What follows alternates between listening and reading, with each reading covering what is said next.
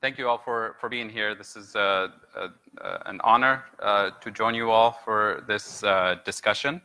Thank you. Today I want to talk about the Green New Deal. The Green New Deal is not a bill, it's not a law, it's not in place, it's just a resolution, which is an invitation for all of us to think deeply about the main challenges that face us in this country and face the world, to be honest. But we'll talk about things from a US perspective today. So here we go. Here's my main message. Here's what we have. We have a climate emergency, millions of people who want to work but can't find jobs across the world, and across this country, including in this community. There's lots of hidden unemployment despite the numbers you've seen this morning. There's green tech innovations, technology that is getting more efficient, cheaper every day. So the resources are there, the technology is there, the people who want to work are there, and it's just a question of matching these resources to make it happen. And the big question is always, where does the money come from? Can we afford it, right? And what I want to argue is what we can't afford is the existing system, and that the money's there. And I'd like to introduce you to a framework today. Some of you have heard me say this before, but a framework that demonstrates that the federal government, not the local state and municipalities, not the local budget, the federal government can afford it. We have the resources, we've done it before, and this is how we always spend without bankrupting the country, without causing inflation, without turning the country into a Venezuela, like what most people say in the media these days. So here we go. Climate emergency. This should move in 1 second. Yep. So this is what the Industrial Revolution and post-Industrial Revolution has done to the planet. We're spiraling out of control. Most climate scientists will tell us that 2 degrees Celsius is the limit beyond which it's going to be really a point of no return. And we're spiraling out of control in the last couple of decades, and there's nothing substantial to turn this around and bring this under control. So we need a massive intervention, urgent intervention. This is where we are as of 2017. This is, going back thousands of years. This is clearly us, the Industrial Revolution, that did this. This is CO2 concentration in the atmosphere. It's spiraling out of control since the Industrial Revolution. So this is not your usual cycles of the planet. CO2 concentration in the atmosphere, most scientists have been warning us that 350 ppm, parts per million, should be the limit, and beyond which things will spiral out of control. This is as of a year ago. We're above the 400 limit already. There's an organization called 350.org. The 350 is about the 350 parts per million. So this should have been done, in the 70s when we read Silent Spring. That's when the emergency, alarm bells should have been going off and intervention should have been massive. But we've waited for too long. The IPCC report recently told us that we have 12 years. The clock is ticking. 12 years to bring about massive action, not 12 years to think and debate. So that's where we are in terms of emergency. And this is a global issue. This is a picture of the Middle East during the summer time. Most scientists now are certain that within our lifetime, within the next 4 or 5 decades, this region of the world will be uninhabitable during the summer months, which means climate refugees. Climate refugees, not in 50 years, climate refugees are moving as we speak and have been moving quietly as we speak. It's just frequently they're identified as refugees from war zones. Most people don't realize that the Syrian refugee crisis didn't actually start with the Arab Spring or with the conflict and military confrontation and terrorism and all of that. It started at least 3 years before any political conflict emerged. It started 3 years because Syria experienced its most severe drought in 2005, 2006, that destroyed 85% of the livestock in the country, dislocated 1.5 million people internally, moved from rural areas to the big cities because their livelihood was destroyed. Syria was a self-sufficient country in food production, and it became a net importer of food in 2008 during the financial crisis when food prices were skyrocketing across the world. So the worst time to start importing food is when food prices globally are increasing. And food prices globally were increasing because of droughts and fires in Australia and Russia and other parts of the world. Major wheat producers also lost production. So the refugees started moving then, not after the conflict.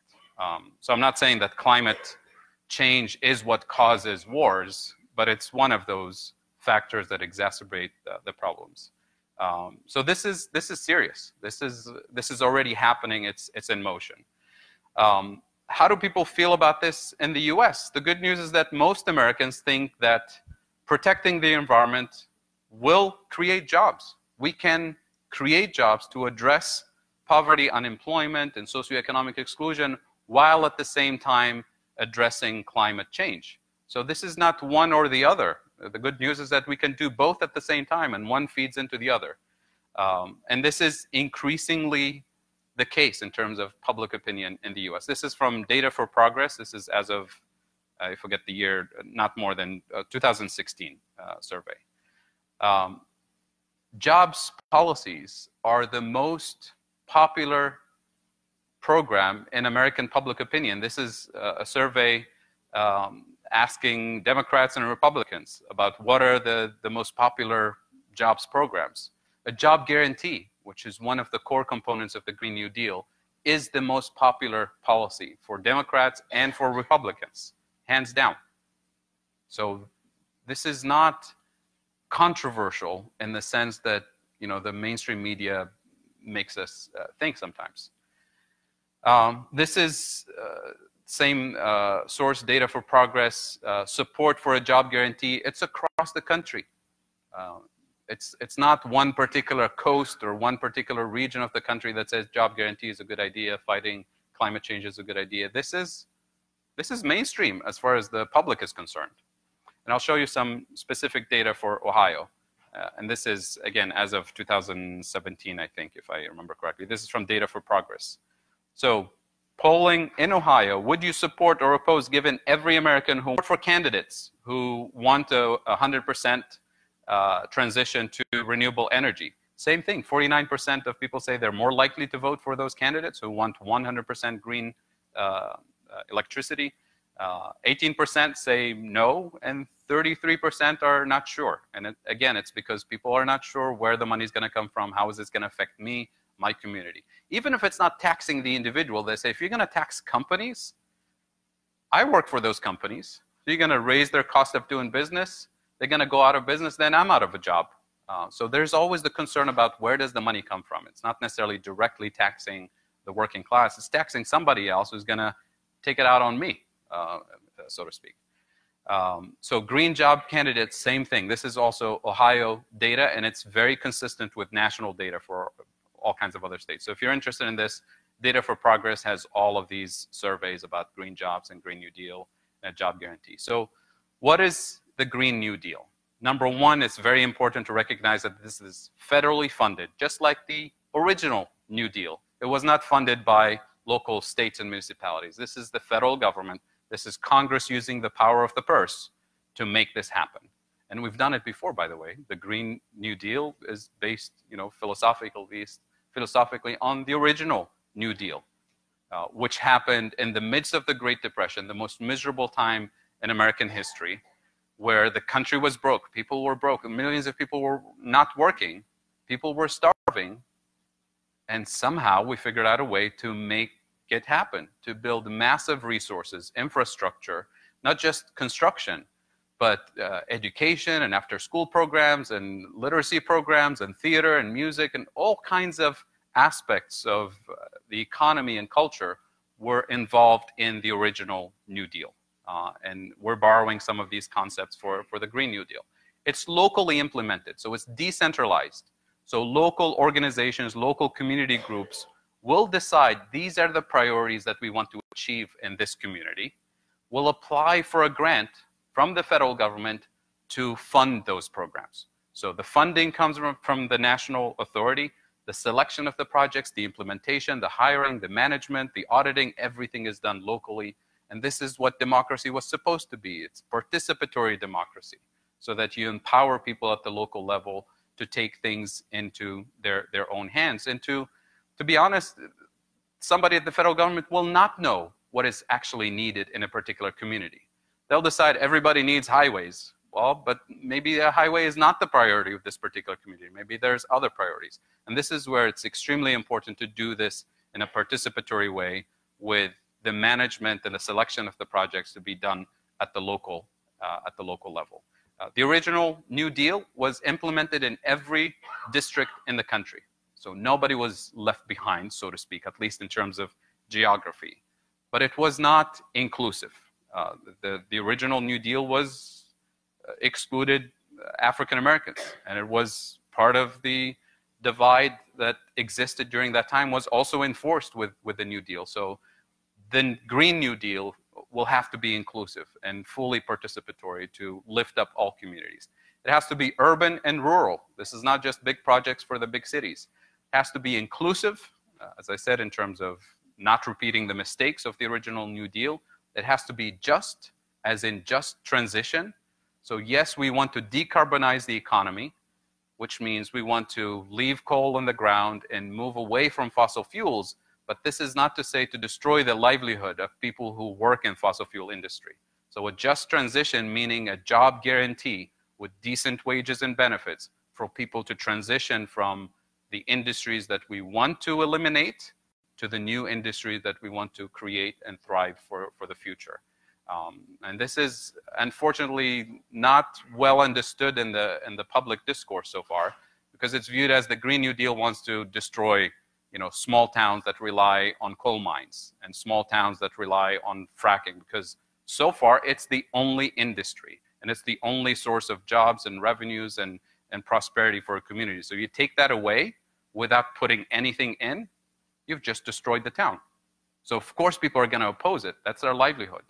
But you have to bring in a guaranteed alternative that gives decent wages and benefits and redevelop the local economy, not in a haphazard way, but in a well-designed way that fits into the new vision that we have for the country. And that's why it's a New Deal. It's not just a haphazard transition, right? And it has to be restorative. It has to restore communities and repair the damage that's been done over the last several decades. Because when you have small towns, especially in the Rust Belt area, that rely exclusively on one industry, and that industry relocates to another country or goes out of business, then there's nothing that comes in place. There's no transition mechanism. And that's been going on since the 1970s and 80s in this country. And that's partly what explains this severe political divide that we've experienced in 2016 during the election cycle. When Bernie Sanders and Donald Trump said, trade is the issue, outsourcing is the issue, they pinched a nerve in the Midwest, in the Rust Belt. And people said, yes, finally somebody running for office recognizing our pain and recognizing why small towns in the Rust Belt have been left behind. Because Democrats and Republicans, since the 1970s, have been all about free trade, and free trade is good for America. Yes, free trade is good overall, but when it comes to the small towns that lost those industries, we didn't plan anything to upgrade and transform since the 1970s, so those people were left behind. And when Bernie Sanders said, I feel your pain, when Donald Trump said, I feel your pain, it set the whole thing in motion. And those who felt, more leaning to the right went with Trump, those leaning more to the left went with Bernie Sanders. And that pain is still here. This 2019, this 2020 election is still there.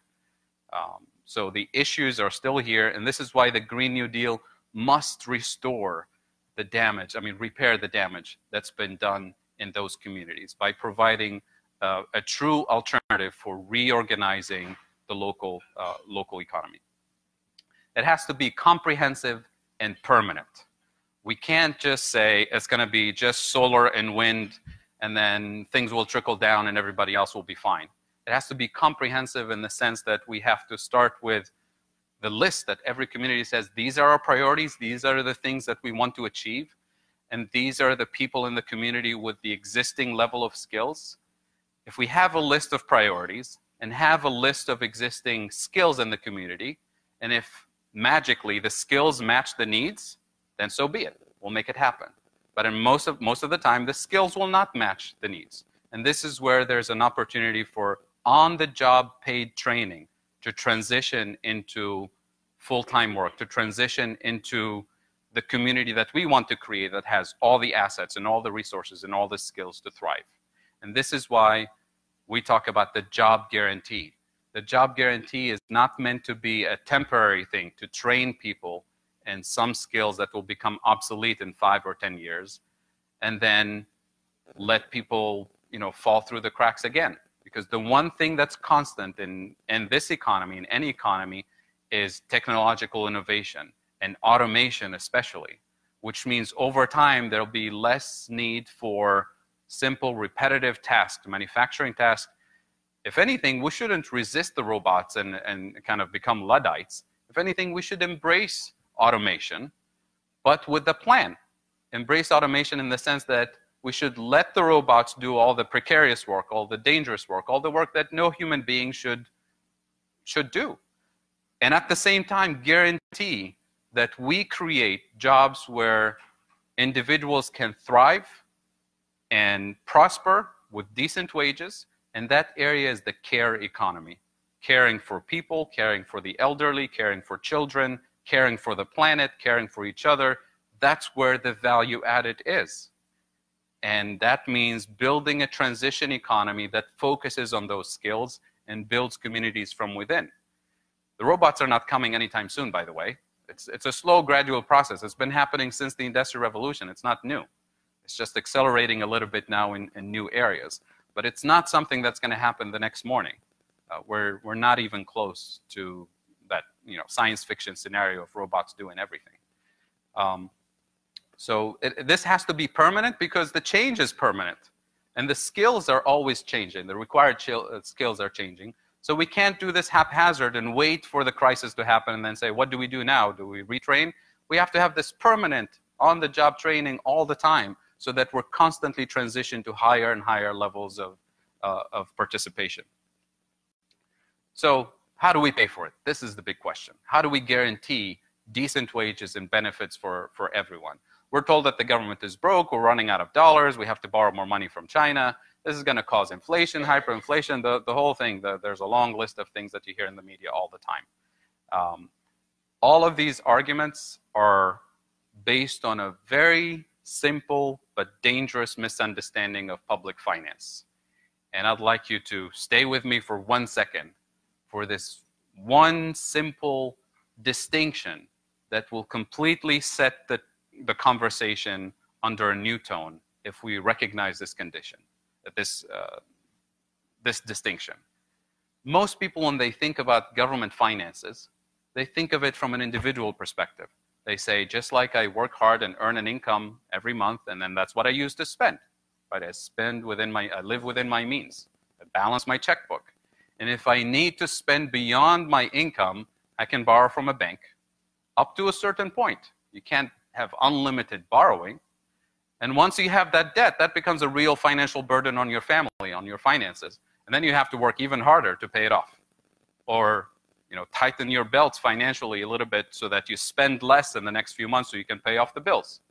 That's absolutely true for individuals. It's also true for businesses. You can't borrow unlimited amounts from banks. You have to earn it. Same is true for cities and municipalities and state governments. The state of Ohio, it spends its tax revenues, and it can borrow up to a certain point. And beyond that, we have to pay for it. How do we pay for it? With more tax revenues at the state level. That is true for states, individuals, anybody in the private sector. The federal government is not in the same situation. The federal government is the sovereign issuer of the currency. It spends money into existence. So it doesn't need tax revenues in order to fund things. And this is where the sequence of events is extremely important. Getting the logic for us versus the federal government will completely liberate us into this exercise. The federal government, in order for us, you and I, to have dollars to use and spend and borrow to each other, and lend and borrow from each other and pay taxes to the government, those dollars must have been spent into existence in the first place. The only entity that can do that is the federal government. Nobody can issue US dollars. You go to jail for a long time if you do that. It's counterfeit. So the federal government has to inject money into circulation first, and then it taxes some of it back. If it taxes all of it back to balance the budget, there'll be nothing left in the private sector, right? Now, banks also create money. They don't print money. They create money by issuing credit. But that credit is denominated in US dollars and is regulated by the US government, and banks have a special license to do that. It's a banking license. So it's not like they can print their own money, but they do have the authority to issue credit to help expand the economy. But it's limited and it's regulated based on what it takes to keep the bank running, right? So ultimately, it's the federal government that issues money into existence, which means my debt to the bank is not the same thing as the government's national debt, the federal government's national debt. The state of Ohio's debt, corporate debt, those are real financial burdens that need to be paid. The federal government's so-called national debt is not the same thing as a personal debt. And that's why it's rising. It keeps rising over time, because every deficit that the government at the federal level spends, that's money injected into circulation that hasn't been taxed yet. So that's the rest of us who have access to those resources. Not equally, obviously there's inequality. Some of it goes abroad. A lot of it is here in this country and is distributed mostly to the top, right? So there's a question of distribution there, which we can talk about in a democracy, right? But the key of the logic here is that the government can afford to spend on anything it wants. The federal government, anything that is for sale in US dollars domestically, the government can do it, and we have mechanisms to make sure that there's no inflation, that the country doesn't go bankrupt. And I can talk about those mechanisms. How about inflation?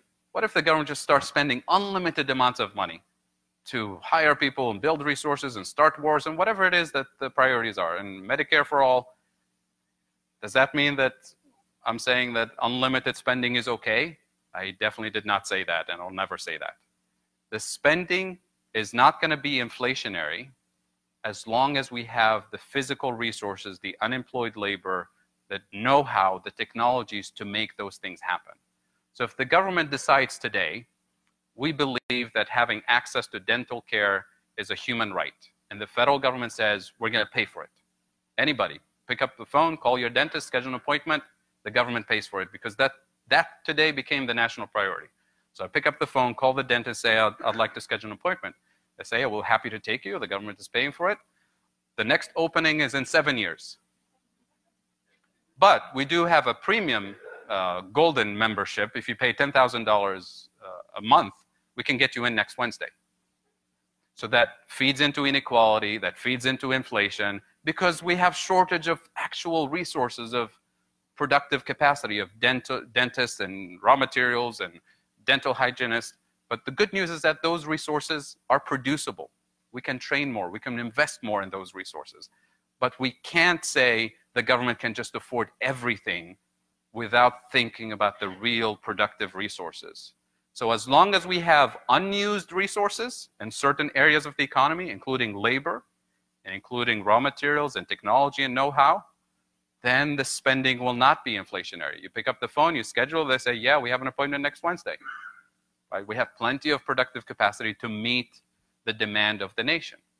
So this is where the spending needs to go. It needs to go in areas that have excess productive capacity that we can use, and it needs to go in areas where currently there's inflationary pressure as we speak before the Green New Deal, and we want to target those areas and increase productive capacity and increase efficiency.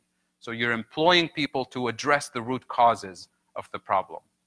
So the spending in and of itself is not inflationary. It's not automatically inflationary, only in relation to the productive capacity of the nation.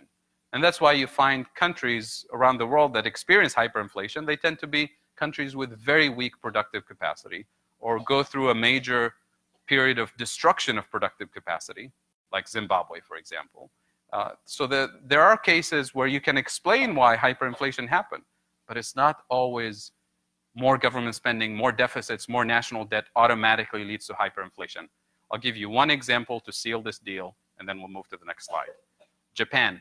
Japan has the largest national debt in the world, in the developed world, 250% of GDP.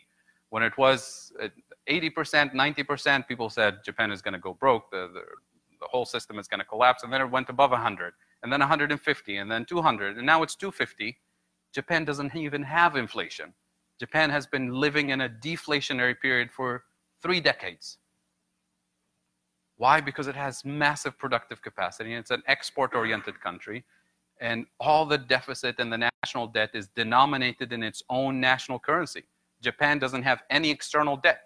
Every single Japanese bond that they issue, that's the debt, right, is denominated in Japanese yen, which means they promise to pay back in Japanese yen, which they can issue into existence. The same thing for the US. The entire national debt is denominated in US dollars, which the federal government issues into existence. So there's no risk of default. There's no risk of bankruptcy. It's like saying, I can issue my own currency and everybody uses it in this town. I can't run out of my own money. It's just not a possibility. The possibility is if we run out of real physical resources to build things, then we're in trouble. Then we have a real shortage. But it's not the money, it's the real resources. So if we have this vision now, we can take millions of people who want to work, and we can take the climate challenge, the inequality challenge, and start building resources and start fixing this. And the federal government can afford it. Not the state, not the local municipality, not your individual, middle class, working class taxes. Right? This is very important. I think I probably covered a few slides just by doing this. How did we finance World War II? World War II came right after the Great Depression, the most miserable time in US history, right? There's no money to be borrowed. There's no money to be taxed to start this massive war effort in 1942. Where did the money come from? War bonds. Somebody said war bonds. War bonds were not sold before the war. They were sold during the war. So let's follow the logic here. The war starts and massive amount of production takes place. People are hired, they pay decent wages, we're working double and triple shifts, we bring women into the labor force, older people in the labor force, just to keep up with the war production effort. So lots of money is paid with the power of the purse from Congress, money spent into existence, not taxed before the war. There was no meeting in Congress that says, where's the money gonna come from? Who are we gonna tax? Are we gonna borrow from China? Can we afford this? There was no question. This is a national security priority, a global security priority. We're gonna do it and we're gonna win this. So the money was spent into existence. Step 2, all those workers now have cash. They're gonna go out and buy a new car, a new house, buy whatever they want. It's a free country, right? That's where the war bonds came in. They were called freedom bonds. They were promoted as, leveraging the patriotic mood of the nation, saying, postpone your consumption. Don't buy a new car. Don't buy a new house. Wait until after the war. Buy these government bonds, pieces of paper that we call freedom bonds or war bonds. Buy them, which means the government takes your cash. You postpone your consumption for 10 years, 20 years, 30 years. And now that cash is out of circulation. So there's no money out there to bid up prices for cars and homes and consumer goods. So we had a mechanism in place to deal with inflation in the case of that emergency. But the logic is very important. The spending happened first. The taxing and the quote-unquote borrowing happened during the war, not before the war.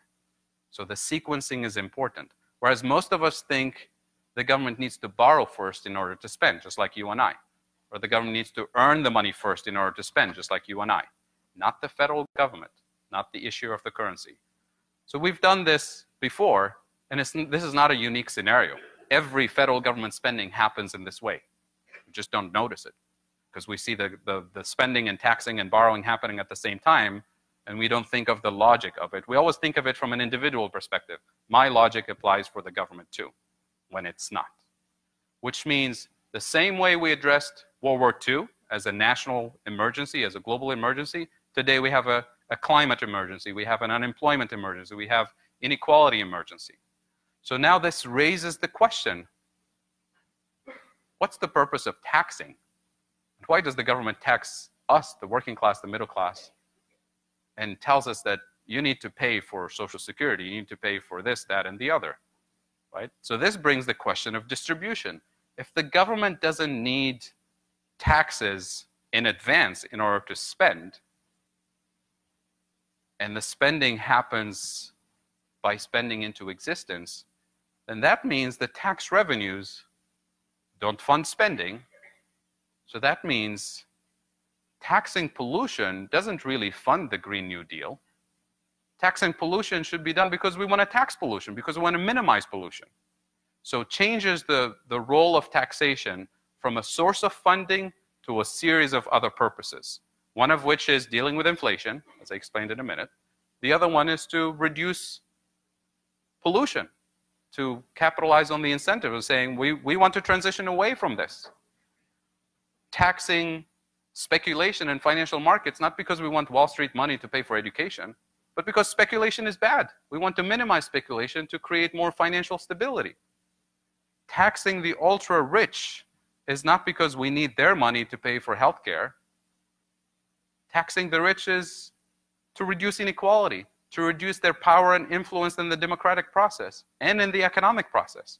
Part of it is also dealing with inflation because of the market power that they exercise politically and economically. So we're not saying don't tax the rich, don't tax pollution, don't tax this and that, but let's be clear about the purpose of taxation. The purpose of taxation is to minimize the negative effects that we see in society, whether it's inequality or power and influence or oligarchy or pollution or speculation or gambling or whatever it is we want to minimize as a society, as a democratic society. So then we shouldn't associate these two things as one piece and say, if we can't tax Wall Street, if we can't tax the rich, if we can't tax pollution, then we can't have a Green New Deal. Then we're stuck. Can you imagine if this was the conversation before World War II? If we can't tax the rich, if we can't tax this, if we can't tax that, then we're going to speak German in 10 years. That was not the conversation. So this is really the key distinction to understand that paying for the Green New Deal is not burdensome in the same way you think about it from a personal finance perspective. I keep clicking the other remote. All right. So I'm going to skip a few things here and just highlight the extent of the problems that we deal with nationally and then zoom in a little bit on Licking County. So this picture, bear with me here. This shows after every major recession that we dealt with in the country since the Great Depression, the gains from the recession, the gains from the recovery, who gains the most, the rich or the poor? And this is divided not rich and poor, but the bottom 90% of the population and the top 10%, the wealthiest 10%. And it used to be the case, should have a laser thingy here, do I? It used to be the case, where's my laser? It used to be the case that the blue bars, the 90% of the population, gets most of the gains from the recovery after every recession. And then starting the 80s and beyond, we start seeing most of the gains from the recovery go to the richest 10% of the population. This is a big problem. This system is messed up. This is not how it's supposed to work in a democracy, where the top 10% gets all the gains from the recovery. So after every recession, the bottom 90% of the population essentially gets nothing. And look at what happened in the last one. The top 10% got beyond the 100% of the recovery, and the bottom 90% lost. So this is why we call it the Great Recession. Because even though the recession ended, and there was a recovery, and there was money made out of the recovery, the distribution of that recovery didn't go to the middle class, to the working class. And the quality of jobs that were created were of lower quality, more precarious, more part-time work. So this is why people feel like the recession lasted for 10 years, when it technically lasted for a very short amount of time. Right? So this is why inequality is absolutely important to address as part of the Green New Deal package. And what I said about taxation is extremely important for that purpose, not because we need the money to pay for solar farms or decent wages. The metric that we use to measure the economy and the growth of the economy is misleading. And this is why we are facing this climate crisis. Most economists tell you the way we measure economic growth is GDP, gross domestic product, which is the total dollar amount of all goods and services produced every year. So the more we produce, the more the economy grows and GDP grows. And it used to be that the more economic activity we have, the more jobs we have. So there's sort of shared prosperity in that process. But with increasing automation and increased outsourcing, we can produce way more with fewer people. And money flows to the top, right? Not to mention the pollution, because the more forests we destroy, the more things we build. Every time you get a breathing condition, an asthma condition, you go to the hospital, you pay a bill, you pay for a prescription, breathing treatment. All of that shows up as positive numbers in GDP because the economy is thriving. There's more sales, there's more revenue for pharmaceuticals. But is that good quality of life that we can't breathe? Every time families spend thousands of dollars in cancer treatment, GDP goes up. The more cancer we have, the more GDP increases. We call that on TV economic growth, and it gets celebrated as economic growth. The more the water is polluted, people get sick. Same thing. You pay the bills, GDP goes up, right? If your roof is leaking, if the home is not weatherized, all of this stuff is more spending, right? So that's the wrong metric. So some economists, ecological economists, rearranged the way we look at this thing and came up with something called GPI, Genuine Progress Indicator, which takes the GDP numbers and eliminates all the negative effects out of it because that's inflating it. And then it adds the things that matter, including volunteer work, the value of care that goes undervalued in the real economy today, but it's a real asset to society. It takes into account the effects of inequality. It takes into account the things that matter for quality of life. And when you do that, for most industrialized economies, including the US, look at GDP versus GPI. We've been stagnating in terms of quality of life for decades. But the economy is doing well, and it gets celebrated. So the first thing to do is to refocus our attention on the things that matter and measure the value of the things that matter, not measure the value of more cancer treatment being a good thing for society. It's a good thing for the economy from that numerical measure, but that's not good quality of life. So then when they say cleaning the water supply and cleaning the environment and cleaning this, that, and the other is too expensive, we can't afford it, they're thinking about how much does it cost to put the smokestack filters and filters for the water treatment system. Yeah, that's expensive stuff. But compare that with the amount of money you spend on cancer treatment for the next 30 years. They don't measure that when they make that decision. And once you start doing that, you realize that what we're doing currently is too expensive, is unaffordable. That it's actually cheaper to have after-school programs for kids than to build prisons for those same kids over the next 30 years. Dollar per dollar, it's cheaper. Yet we don't think about it in that way. We think, well, it's just cheaper to balance the budget and cut the after-school program and everything will be fine.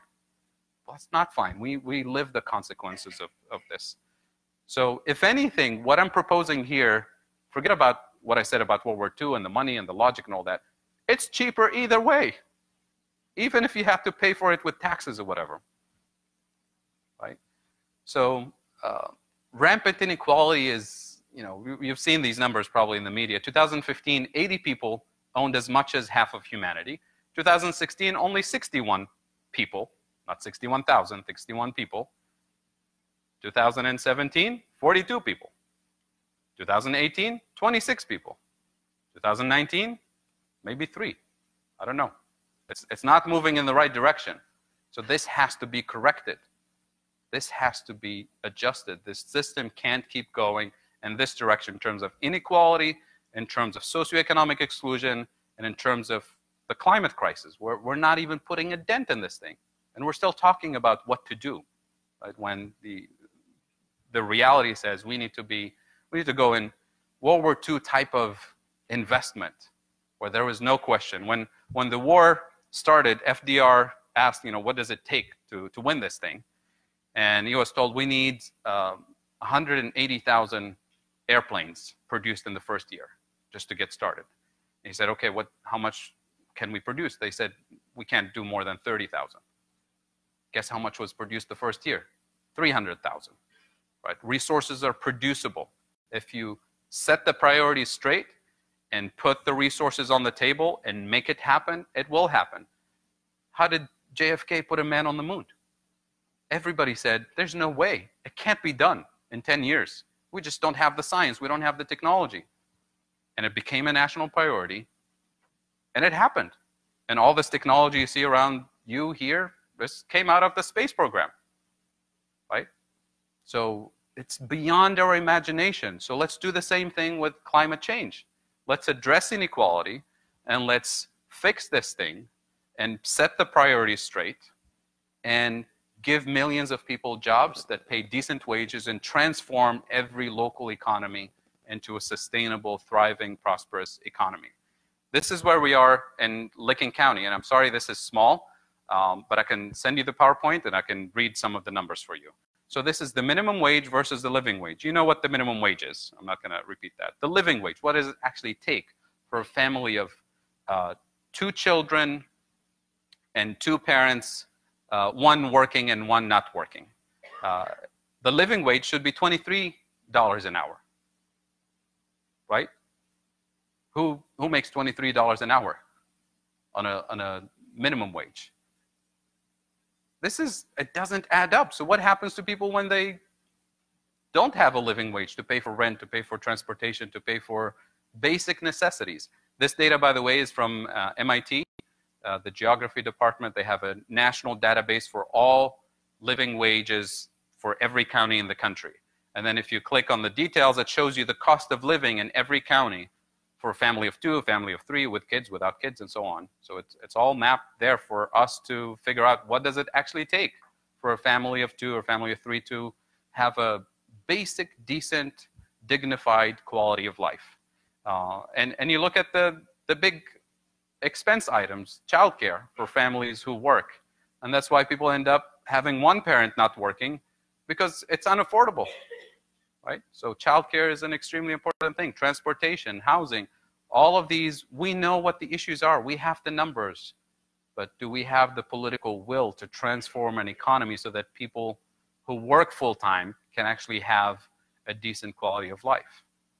This is a big problem. And it's not going away by waiting for something to magically happen. We have to identify the issues and go after them. This is the state of Ohio kind of report card from One Ohio Now, which is one of our local think tanks in Columbus.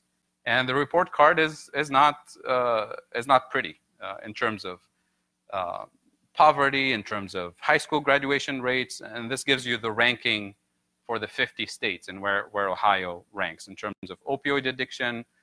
There's plenty of work to be done. So when people say, there isn't really, if you want to create a job guarantee, there are no jobs to be had. It's because they're thinking the for-profit world. So here's what the Green New Deal job guarantee component does. Job guarantee. It guarantees that anybody who's ready, willing, and able to work will find useful, productive work in their own community. So the philosophy here is you take people as they are, with whatever skills they have, where they are, so you don't tell them you have to move to San Francisco to find the jobs, and you do on-the-job training. Once we recognize the monetary sovereignty of the federal government, step number 1, the federal government can do a lot of major infrastructure across the country. That's step number 1. Step number 2, state budgets and city budgets can be restored with grants from the federal government to serve the communities, because only the federal government can afford those. But then you get to the micro details of small towns and small communities. And this is where a lot of the nonprofit organizations that have been doing all the social work over the last 3 decades, they're the ones who know what the needs are. They're the ones who are trying to meet those needs with whatever limited resources they have. They tend to be understaffed and underfunded. They're the ones who will be applying for the job guarantee grants from the federal government. And they say, we know what the needs are. This is the priority list. We know the people of the community, and this is the skills they have. And we're going to get the funding to do on-the-job paid training with benefits, including childcare benefits and healthcare benefits and all the things that matter for quality of life. And benefits, we have to completely rethink what benefits mean. Most people think a good salary, a good wage, and a good healthcare plan, that should be good, right? So we give you the job, and now you're set to go. But what if you've been struggling with addiction for the last 10 years? giving me the job and the healthcare benefits is great, but it's not sufficient. You need the whole reparation of the social fabric of the community, the individuals, the family, the community, so that you actually allow people to thrive with that new job. So we have to rethink what repairing communities mean. It's not just a job with a decent wage. And these jobs are meant to be transition jobs, so people learn on-the-job skills and can transition into the private sector, they can transition into their own business, or if the job is meaningful enough and is important enough for the community, then that becomes a mainline job in the community. It's not a temporary thing. So this is really the kind of the 30,000-foot view of the job guarantee framework. Can we afford it? Or what do you think now? If I asked you this 30 minutes ago, yes, we can, right? Said somebody. Can we afford this? Can we afford the inequality? Can we afford the cancer treatment? So what I did about 10 years ago, I said, well, let's put some numbers on this and see how expensive this thing is going to be. So I said, let's say we pay skilled workers $21 an hour with benefits, semi-skilled workers $18 an hour, unskilled workers $15 an hour. Let's see, I want it to be as generous as possible, just to see if this is really going to bankrupt the country. And you run the numbers and you say, assuming 23 million full-time workers, this is during the financial crisis, 23 million people, this was officially unemployed and all the hidden unemployment, people who were excluded from the statistics. 40 hours a week, benefits package, material cost to run the program. The net cost of this program is less than 4% of GDP.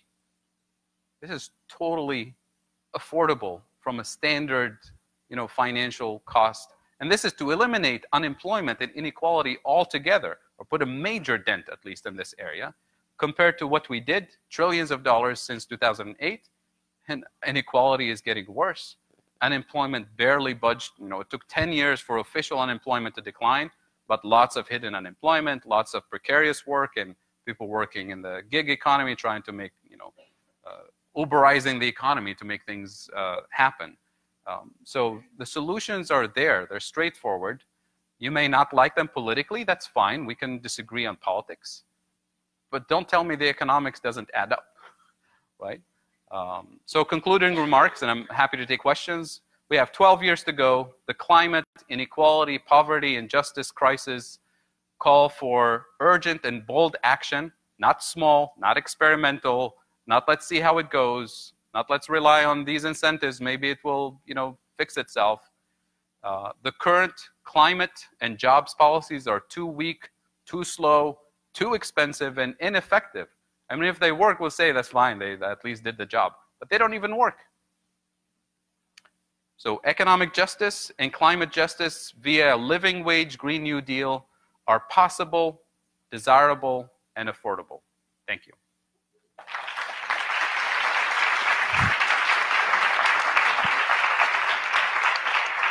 And I think we have time for questions. I have time for questions. I don't know about you, so I'm here. I'll answer questions. Absolutely not. Yes, please.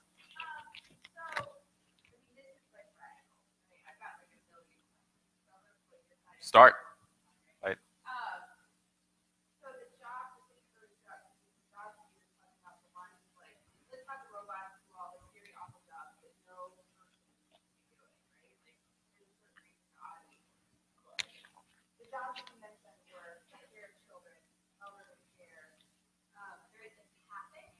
Right.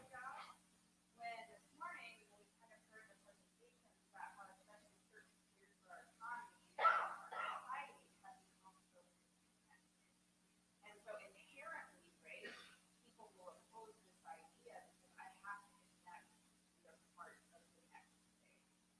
Right? So at its core, Right. that is terrifying for a very large portion of people. And that's why we talk about restoring and repairing the damage that's been done. In order for that care economy to be effective, we have to work at it. It's not going to happen automatically. So the good news is that it's not going to happen overnight. It's going to be gradual transition. There's plenty of all kinds of work that needs to be done, including care today. And We just have to go at it and start and build from within. And there's lots of resources in the private sector, lots of resources in the nonprofit sector. There's lots of nonprofit organizations who do that kind of work at a very small scale, minimal, impacts a handful of people, very meaningful for the handful of people who benefit from those things. We're saying, let's train more people and bring more funding to make that a profession that we value in society, not underpay, not dependent on generous donations from philanthropists. Let's make this the core of the economy, right? But we have to transition into it. It's not going to happen magically. Right? Yes, please. So you talk about how great Japan is by giving out bonds and stuff to get rid of the debt and stuff. But countries like Venezuela and the Soviet Union, why couldn't they issue bonds and get rid of the debt? And good question. the United States has to give up Right. debt. So monetary sovereignty, which is what the US and Japan have, Venezuela doesn't have. Venezuela issues its own currency, taxes in its own currency, but it borrows in foreign currencies. So it has an external debt that's denominated in foreign currencies.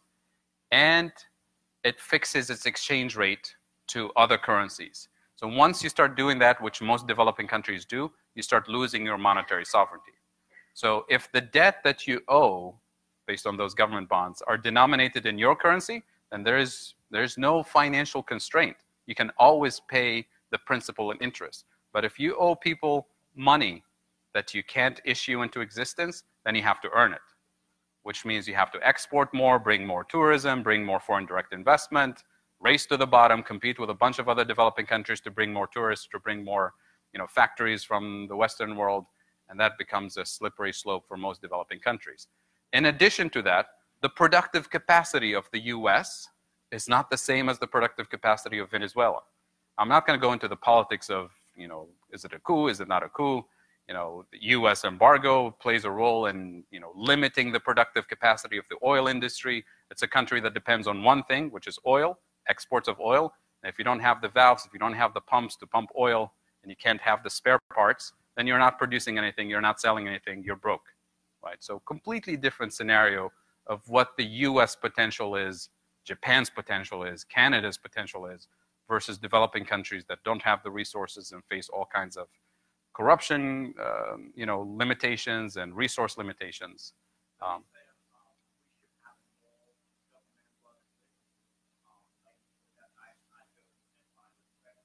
I'm sorry, I didn't hear the first part. We should have more.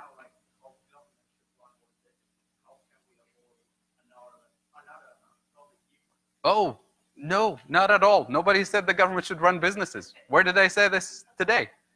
The government is going to complement what the private sector is not doing. So the system we have today, we have the private sector doing its own thing, looking for profits and hiring people based on rates of return. They're not going to hire people as a charity just to make people employed, right? So we're not going to change that.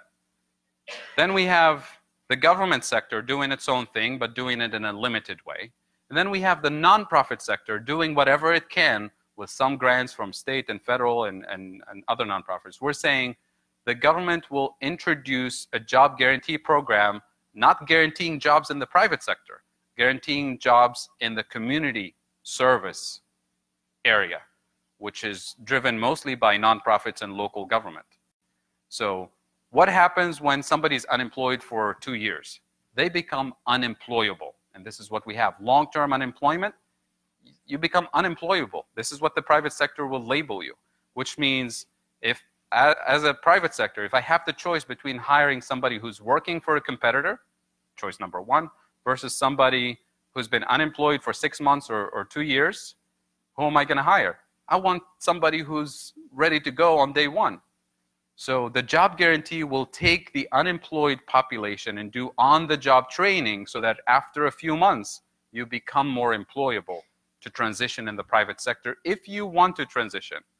But the thing is that during that time period, you're building skills, you're building your resume, you have a track record of showing up every day, you're learning new skills, and you will have a recommendation letter from your supervisor, which if you're unemployed for 2 years, you have none of that, you don't even make it through the interview process. So the capitalist system that we live in, we're not going to change it. We're going to take one component and adjust it so that we allow people to transition into opportunities, as opposed to say, you're unemployed, you need new skills, go get the skills on your own, pay for those with student debt, get the certification. By the time you get the certification, there's no guarantee that you'll find a job in the private sector. By that time, the new certifications that you just earned are obsolete, maybe. So it's a trap.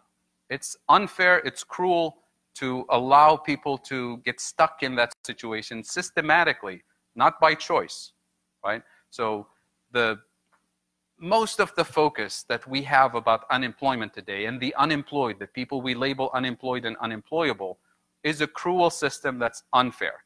Imagine the following situation. Imagine you have, is Easter coming up soon? So you have an Easter egg hunt. And we hide 95 eggs in the park. And we set out the kids. We have 100 kids and say, go find eggs. 100 kids, 95 eggs. 5 kids are going to come back at the end of the day and they'll be crying. They'll say, I didn't find anything. Well, we set them up to fail. So what do we do in the economy? We take those 5 kids and we tell them, you have a problem. You need new skills. We're going to put you through a boot camp to train you how to find eggs in the next cycle. And we train them really hard and we put a lot of resources and repeat the same exercise. We put 100 kids and 95 eggs. Those 5 kids are going to come back with 2 or 3 eggs because they're really good at it now. But somebody else will be unemployed. This is the thing. What we have is a limited number of job offerings, not a limited number of, so do you see what I mean? So the job guarantee program focuses on the so-called unemployable population that keeps getting stuck in that vicious cycle. And the unemployable is a code word for women, minorities, people with disabilities, people with lower levels of education and skills, returning citizens who spend time incarcerated. That becomes the stigma of that quote-unquote unemployable group, undesirable group. And that's just not fair for the system and not productive for society as a whole, because the more unemployment we have, this is true for every country, including in this country, the larger the level of unemployment, the higher the levels of stress for families, physical stress and mental stress, depression, suicide, divorce, domestic violence, child abuse, crime. All of these things already cost us so much money as a society, as individuals, as communities, and so much pain as a society. And it's unnecessary, but it's part of how the system is currently designed. So we want the job guarantee to address the root causes and allow people to transition into productive employment with decent wages and benefits, not keep putting the blame on individuals and say, you made a mistake when you were 16, too bad, you're going to spend the rest of your life like this. Or you made a mistake by leaving the labor force because you had to take care of an elderly parent, and now 5 years later you're coming back with no experience, no resume, too bad, you can't, we're going to punish you for the rest of your life. Or you're going to be stuck in a low-paying job for the rest of your life.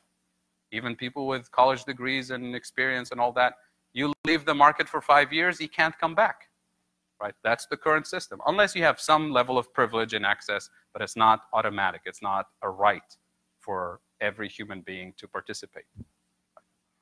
So happy to talk more about Venezuela versus the US. There's a whole other subject. Other questions? Or I don't know, I'm not watching the time. I'm here until midnight, so if anybody wants to stay. Oh, we're done.